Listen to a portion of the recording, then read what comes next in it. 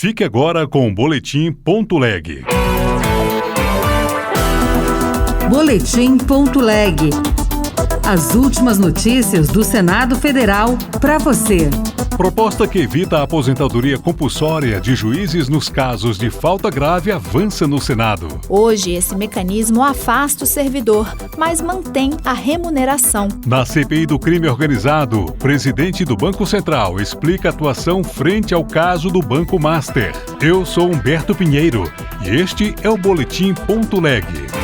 A Comissão de Constituição e Justiça aprovou nesta quarta-feira uma proposta que acaba com o pagamento de salários a juízes e procuradores punidos por crimes. A proposta segue para a análise do plenário. Repórter Marcela Cunha. A proposta de emenda à Constituição acaba com a aposentadoria compulsória como punição para magistrados e membros do Ministério Público. Hoje, esse mecanismo afasta o servidor, mas mantém a remuneração. Pelo texto, em caso de falta grave que configure crime, a penalidade passa a ser a perda do cargo ou a demissão. A relatora, a senadora Elisiane Gama, do PSD do Maranhão, disse que a proposta corrige uma distorção que revolta a sociedade. Tivemos casos aqui, por exemplo, de um caso do Espírito Santo, de um colega que mandou matar o outro. Nós tivemos casos de estupro de vulnerável. E o final, o que é que se tem? Uma aposentadoria compulsória, ganhando um salário vitalício, gente. Isso é inaceitável, isso é inadmissível. Pelo texto aprovado, a perda do cargo não será automática. Depois do reconhecimento administrativo da infração, o juiz ou promotor poderá ser afastado das funções e ter a remuneração suspensa. Em seguida, será aberta uma ação na Justiça para decidir sobre a perda do cargo. Forças Armadas e polícias militares seguem com regramentos próprios.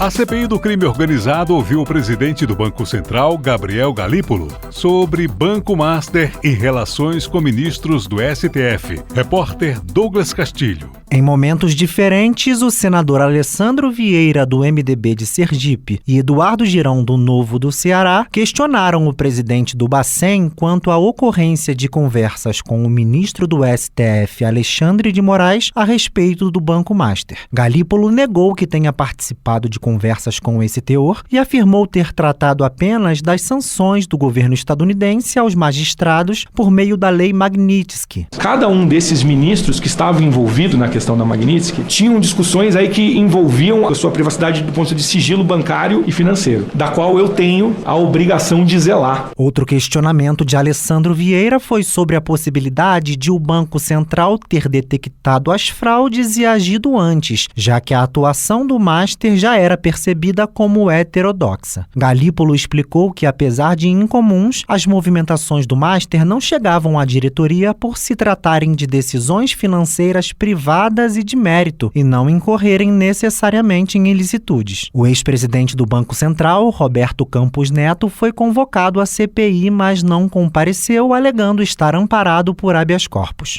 Crimes cometidos na presença de crianças ou adolescentes podem ter a pena agravada. É o que define projeto aprovado pela Comissão de Direitos Humanos, que segue para a Comissão de Constituição e Justiça. Repórter Raíssa Abreu. De acordo com a proposta do senador Flávio Bolsonaro, do PL do Rio de Janeiro, o agravante vale mesmo quando as crianças e adolescentes não são as vítimas diretas do crime. Para Magno Malta, do PL do Espírito Santo, que foi o relator do projeto na Comissão de Direitos Humanos, uma criança exposta à prática de um crime carrega marcas por toda a vida. A prática de crime na presença de crianças e adolescentes possui um perigo efetivo, pedagógico, negativo, transforma o ilícito em referência, banaliza a violência e pode moldar comportamentos, valores e percepções, criando uma familiaridade precoce com a criminalidade que compromete o desenvolvimento moral e social desses jovens. Já a presidente do colegiado, senadora Damares Alves, do Republicanos do Distrito Federal, lembrou que a grande maioria dos crimes de violência contra a mulher são cometidos na presença de crianças.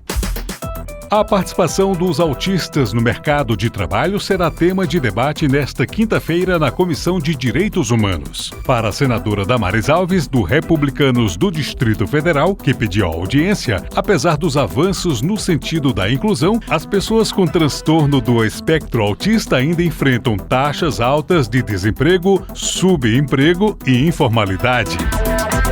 Outras notícias estão disponíveis em senado.leg.br/rádio. Você ouviu Boletim.leg. Notícias do Senado Federal.